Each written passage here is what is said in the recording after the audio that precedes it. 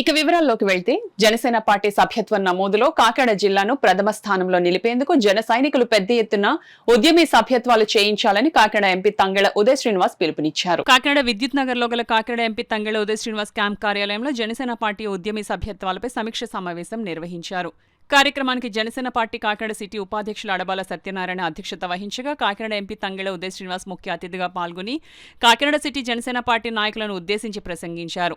ఈ సందర్భంగా ఎంపీ ఉదయ్ శ్రీనివాస్ మాట్లాడుతూ కాకినాడ సిటీలో 40,000 సభ్యత్వాల నమోదుకు జన సైనికులు కృషి చేయాలన్నారు. ఈ సమావేశంలో చిట్టా దీప, మచ్చ గంగాధర్, బట్టు లీల, వాసిరెడ్డి సత్యకుమార్, అడబాల రాజేంద్ర ప్రసాద్, ఇమిడిశెట్టి వెంకటరమణ, వాణి, జాహ్నవి, బండి సుజాత తదితరులు పాల్గొన్నారు. ఒక్కరు కూడా లాస్ట్ టైం నేను 100 చేశాను అంటే ఈసారి 200 చేస్తామని, లాస్ట్ టైం నేను 500 చేశానంటే 1000 చేస్తానని, అలాగే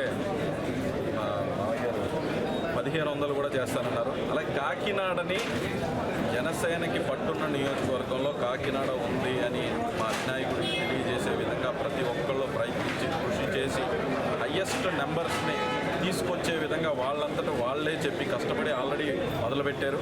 ఈ రోజు నుంచి ఇంకా డబుల్ ట్రిపుల్ ఎక్కువ కష్టపడి ఆ ఉద్యమిని అంటే జనసేన సభ్యత్వాన్ని కాకినాడలో పెంచే విధంగా, అది మా అధినాయకుడికి తెలియపరిచే విధంగా రానున్న స్థానిక కార్పొరేషన్ ఎలక్షన్స్లో మా పార్టీకి ఎక్కువ వచ్చే విధంగా మేమే మా అధినేతకు తెలియపరుస్తామని చెప్పి అందరూ ఈరోజు చెప్పడం జరిగింది.